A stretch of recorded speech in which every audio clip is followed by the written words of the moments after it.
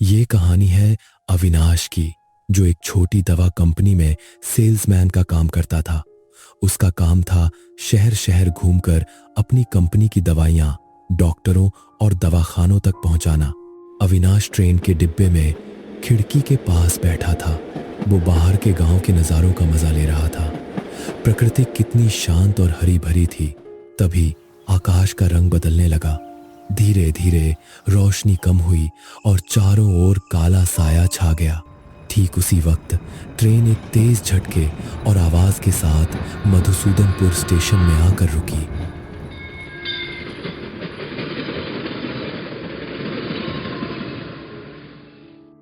Avinash train से उतरकर एक पल के लिए चारों ओर देखने लगा। स्टेशन पर अजीब सी वीरानगी थी। उसके हाथों में उसका छोटा सूटकेस था जिसमें कंपनी की जरूरी दवाइयां थीं। हाय राम, कितनी देर हो गई। अगर ट्रेन समय पर आती तो अब तक पहुंच भी गया होता।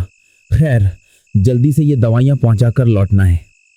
बस अब ये दवाइयां सही सलामत डिलीवर हो जाएं और मैं खुशी खुशी घर लौट सकूं।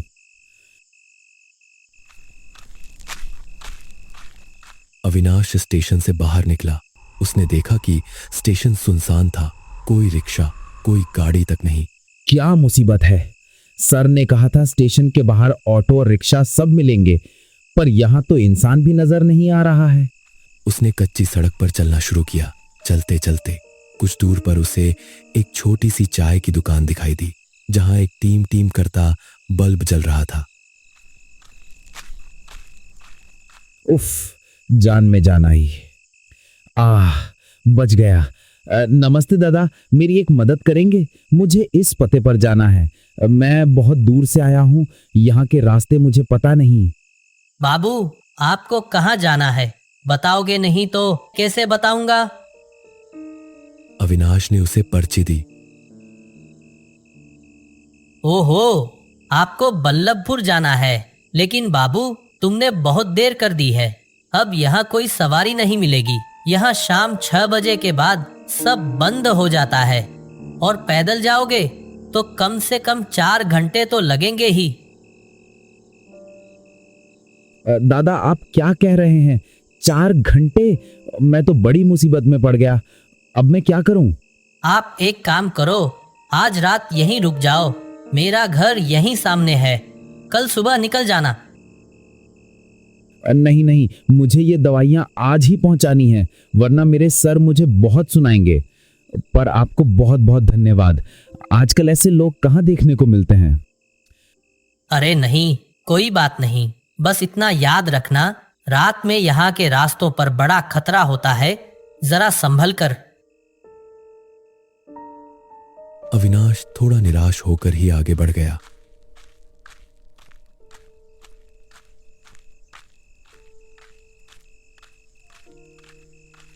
कुछ कदम चलने के बाद अचानक एक गड़गड़ की आवाज हुई, जैसे एक टूटा फूटा ढांचा सड़क पर घिसटता हुआ आ रहा हो। उसके पास एक पुराना सा ऑटो आकर रुका। अविनाश के चेहरे पर खुशी की एक लहर दौड़ गई। दादा, कहाँ जाना है बोलो, मैं पहुंचा देता हूँ। बचाया आपने दादा। आज आप नहीं आते तो मेरी क्या हालत होती, कौन जानता। वो किसी तरह उस खटारा ऑटो में बैठ गया। ऑटो एक झटका देकर उस कच्ची सड़क पर दौड़ने लगा। कुछ देर बाद ऑटो अचानक कैच की आवाज के साथ जोर से ब्रेक लगाकर रुक गया। अरे क्या हुआ दादा, ऐसे क्यों रुक गए? ओह, कुछ नहीं, आप बैठो, मैं देखता हूँ। ये रोज का झंझट है। वो ऑटो से उतरा और सड़क के किनारे खड़े एक लंबे चौड़े आदमी के सामने जाकर खड़ा हुआ। तभी अविनाश की नजर उन दोनों पर पड़ी। पहले तो दोनों आपस में बातें कर रहे थे, लेकिन देखते देखते उनकी बातचीत बहस में बदल गई। तभी वो आदमी ऑटो के पास आया। उसके चेहरे पर सख्ती थी। ए मुसाफिर, नीचे उतरो। ऑटो से नीचे उतर जाओ जरा। क्या? मैं क्यों उतरूं? आप कौन हैं? बीच रास्ते में गुंडागर्दी कर रहे हैं क्या? अगर ज्यादा जोर जबरदस्ती की तो मैं पुलिस को बुलाऊंगा, मैं बता रहा हूं। आपको पुलिस को बुलाने की जरूरत नहीं है। मैं इस मधुसूदनपुर थाने का ओसी हूं। अब उतर जाओ। सर, क्या मामला है, थोड़ा बताएंगे? तुम्हें वो सब जानने की जरूरत नहीं है। यहां से जितनी जल्दी हो सके चले जाओ। यह जगह बिल्कुल अच्छी नहीं है। अविनाश ने तुरंत ऑटो से उतर गया। वो समझ नहीं पा रहा था कि पुलिस ऑफिसर ने ऐसा क्यों किया। पुलिस ऑफिसर ने ऑटो वाले को इशारा किया। ऑटो वाले ऑटो को मोड़कर वापस अविनाश की ओर देखा और फिर से एक अजीब मुस्कान देकर वहां से तेजी से चला गया। अविनाश कुछ समझ नहीं पाया, लेकिन अब उसके पास कोई रास्ता नहीं था। उसने फिर से बल्लभपुर की ओर चलना शुरू कर दिया। रात के अंधेरे में चारों ओर कालापन पसरा हुआ था। अविनाश एक एक कदम बढ़ा रहा था। दूर दूर तक बस ताल और नारियल के पेड़ों की कतारें थीं। उसे ऐसा लगा जैसे उन पेड़ों के बीच से कुछ आंखें छुप छुप कर उसे देख रही हैं। वो यही सब सोच रहा था कि अचानक एक आदमी ने उसका रास्ता रोक लिया। उस आदमी का मुंह गमछे से ढका था और उसके हाथ में एक बड़ा सा चाकू था। अविनाश के गले में डर के मारे एक घूंट अटक गया। अविनाश को लगा कि अब वह इस अनजानी और सुनसान जगह पर डाकुओं के हाथ मारा जाएगा। रुक जा और एक कदम भी मत बढ़ा। तेरे पास जो भी है, पैसे, सोना, फोन, सब निकाल कर मुझे दे दे। ना दिए तो मैं इस चाकू से तुझे वहीं मार डालूंगा। विश्वास करो, मेरे पास सोना चांदी कुछ नहीं है। थोड़े से पैसे हैं, वो भी दे दूंगा तो घर नहीं पहुंच पाऊंगा। उस बैग में क्या है? हाँ, वो बैग मुझे चाहिए। आप जो सोच रहे हैं वैसा कुछ नहीं है। इसमें कोई सोना चांदी नहीं है, बस कुछ दवाइयां हैं और कुछ नहीं। ओह, तू मुझसे चालाकी करेगा? ठहर, तुझे मजा चखाता हूं। वो बैग मुझे चाहिए। वो आदमी अविनाश की ओर बढ़ रहा था।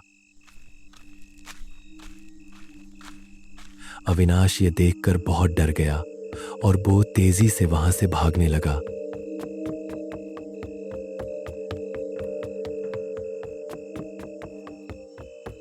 अविनाश हांफते हांफते वह एक जगह पर रुका। उसने देखा सामने एक पुरानी कुटिया थी। हालांकि आसपास पूरी तरह सन्नाटा था, लेकिन कुटिया के अंदर एक टिमटिमाती रोशनी जल रही थी। अविनाश ने सोचा, हाय राम, थोड़ी देर और होती तो शायद जान ही चली जाती है। अब नहीं, अब और कोई जोखिम नहीं लूंगा। आज की रात बस किसी तरह निकल जाए, बस यही काफी है। सुबह होते ही रास्ता देख लूंगा, लेकिन अब नहीं। अविनाश धीरे धीरे झोपड़ी की ओर बढ़ा। अविनाश ने दरवाजे पर 2 बार दस्तक दी।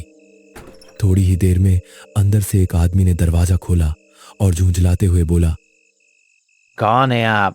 इतनी रात गए इस तरह दरवाजा खटखटा क्यों रहे हैं? क्या चाहिए? अविनाश ने सांस संभालते हुए सारी बात उसे विस्तार से बताई। सब सुनने के बाद वह आदमी कुछ पल चुप रहा, फिर बोला, ठीक है, अंदर आ जाइए। बाहर रहना वाकई खतरनाक है इस वक्त। ये सुनने के बाद अविनाश अंदर चला जाता है। तो बाबू, इस गांव में पहली बार आना हुआ है क्या? हाँ, मैं जरूरी काम से आया था। बल्लभपुर में दवाइयां पहुंचानी थी, पर देखिए ना क्या झमेले में फंस गया। अविनाश की बात अभी पूरी भी नहीं हुई थी कि ठीक उसी समय झोपड़ी के दरवाजे पर किसी ने कोई पोर तोड़ से पीटने लगा। अरे क्या हुआ भाई? दरवाजा ही तो डालेगा क्या? अंदर आ जा। इस आदमी को बहुत देर से बातों में फंसा कर बिठा रखा है। उनकी यह बात सुनकर अविनाश ठिठक गया। अब उसने महसूस किया कि यह सब सुनकर उसे किस तरह की अनुभूति हो रही है। फिर वो जरा ऊंची आवाज में बोला, आप क्या कह रहे हैं? ये सब क्या हो रहा है? अरे नहीं नहीं, कुछ नहीं बाबू, आप बैठिए। दरअसल मेरा एक दोस्त आया है, उसी से आपकी थोड़ी पहचान करवा दूंगा। लेकिन देखिए ना, कैसा नालायक आदमी है, कह रहा हूँ अंदर आजा, फिर भी वहीं बाहर खड़ा होकर दरवाजा पीटता जा रहा है। मानो अगर मैं दरवाजा न खोलूं तो वो अंदर आ ही नहीं पाएगा। अरे रोनी, अब तो अंदर आजा, बहुत हो गई तेरी ये नौटंकी। इतना कहते ही जो अविनाश सामने आया, उसे देखकर अविनाश के रोंगटे खड़े हो गए। वो आदमी जो कुछ देर पहले जंगल में उसका पीछा कर रहा था, दरवाजा तोड़कर हवा की तरह अंदर घुस आया। उसका चेहरा आधा ढका हुआ था। धीरे धीरे उसने चेहरे से कपड़ा हटाया और सीधा अविनाश की ओर घूरते हुए बोला, क्या दादा, पहचाना मुझे? हाँ, मैं वही ऑटो चालक हूँ। वो उसी आज मुझे तुम्हारे पास लाने से रोक रहा था, वरना मैं तभी तुम्हें यहाँ ले आता। ये सब क्या हो रहा है? तुम लोग कौन हो? तुम लोग मुझसे क्या चाहते हो? इतने में अचानक ऑटो चालक और वो आदमी सीधे अविनाश के सामने आ खड़े हुए। धीरे धीरे उनकी शक्ल बदलने लगी। उनका शरीर बदलकर एक भयंकर अपदैवत के रूप में बदल गया। अविनाश समझ गया कि ये लोग कौन हैं। इतना समझते ही उसने महसूस किया कि उसके दोनों हाथ किसी ने बांध दिए हैं। पैर भी जोर से रस्सी से बंधे हुए थे। फिर उसकी नजर कमरे के एक कोने में गई। वहां स्ट्रेचर जैसी कोई चीज पड़ी थी। उसके ऊपर एक नरकंकाल पड़ा हुआ था। आसपास की जमीन पर अनगिनत हड्डियों के टुकड़े बिखरे हुए थे। अविनाश का सीना जैसे ठंडा पड़ गया। डर के मारे उसका शरीर बर्फ की तरह जमने लगा। उसकी अंतरात्मा चीख उठी।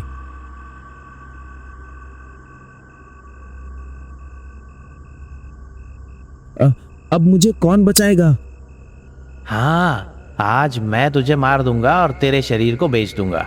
हाँ हाँ, पर उससे पहले वो बैग, मैं जानता हूं उसमें खूब सारा सोना चांदी है।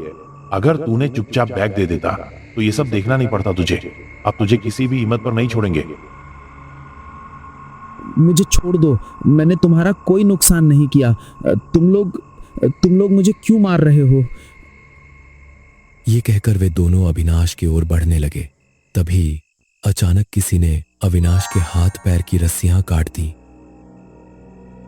और उन दोनों को जोरदार धक्का मारकर गिरा दिया। अविनाश हैरान रह गया। उसने उठकर देखा, वहां खड़ा वही पुलिस अफसर था जिसने पहले उसे उस ऑटो से बचाया था। लेकिन अभी जो नजर आया, उससे उसकी सांसें थम सी गईं। अविनाश ने देखा वो पुलिस ऑफिसर अब जिंदा नहीं है। उसका चेहरा पीला और आंखें अजीब थीं। अविनाश झट से आगे बढ़ा और घबराकर बोला, सर, आप यहाँ कैसे आए? आप यहाँ क्या कर रहे हैं? आप ठीक तो है ना? आपने मुझे बचाया था। हाँ, मैं यहाँ क्या करने आया हूँ? बार बार मैं तुम्हें ऐसे नहीं बचा पाऊंगा। अभी यहाँ से भाग जाओ, इन्हें मैं देखता हूँ। पुलिस ऑफिसर की बात खत्म होते ही वे दोनों ने उन पर हमला कर दिया। उनके बीच एक भयानक संघर्ष शुरू हो गया। भयानक नजारा देख अविनाश एक पल भी वहीं ठहरा नहीं रह सका। उसके शरीर पर डर की ठंडी लय दौड़ गई। उसने बिना कुछ सोचे समझे पलटकर भागना ही बेहतर समझा। अचानक उस कमरे में किसी तरह आग की लपटें उठने लगीं। ऐसा लगा मानो पूरा चारों ओर झुलस रहा हो। अविनाश ने अपनी आंखें कसकर बंद कर लीं और किसी तरह कमरे से बाहर झपट कर निकल आया। वह बिना पीछे मुड़े सीधे स्टेशन की ओर दौड़ा। पांव जमीन पर तेजी से दौड़ते रहे। सांस तेज थी और दिल धड़क रहा था।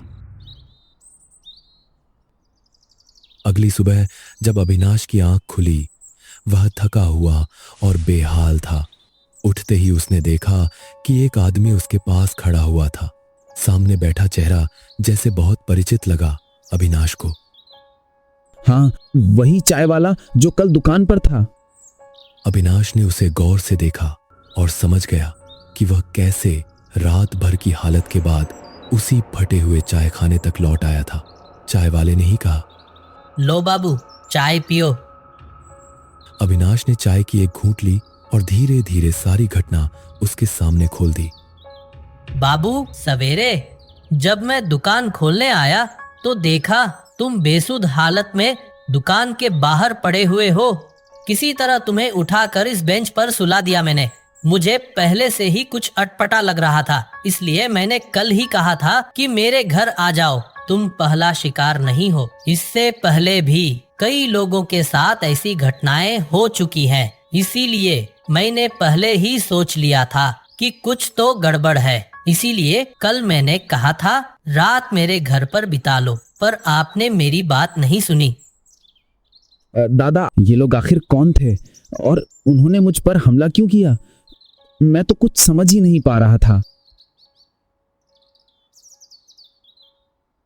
बाबू, आज से 10 साल पहले इस गांव में 2 आदमी रह करते थे। दोनों बड़े खूंखार थे। एक ऑटो चलाता था और वो लोगों को ठग कर उठा ले जाता, फिर उन्हें किसी छिपे हुए घर में बंद कर देते। वहां से सबका माल लूट लिया जाता, फिर निर्दोष लोगों को मार दिया जाता था और वे दोनों मिलकर लोगों को मारकर उनके अंग काटकर बड़े लोगों को बेच देते थे। पुलिस उन्हें रोक नहीं पाई थी।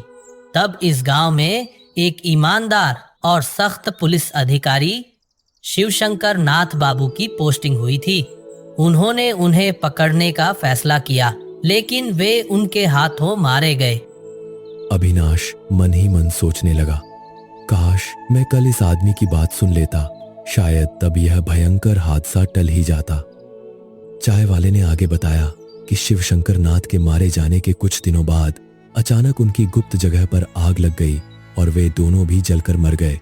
तभी से उनकी दुष्ट आत्माएं इस रास्ते से गुजरने वाले लोगों को परेशान करती हैं। अविनाश को बाबू, लेकिन हर बार कोई न कोई आकर लोगों को बचा लेता है। ये जरूर शिवशंकर बाबू ही होंगे। बेचारे मरकर भी अपना फर्ज निभा रहे हैं। अब पूरी कहानी समझ आ गई थी। उस रात शिवशंकर नाथ की आत्मा ने ही उसकी जान बचाई थी।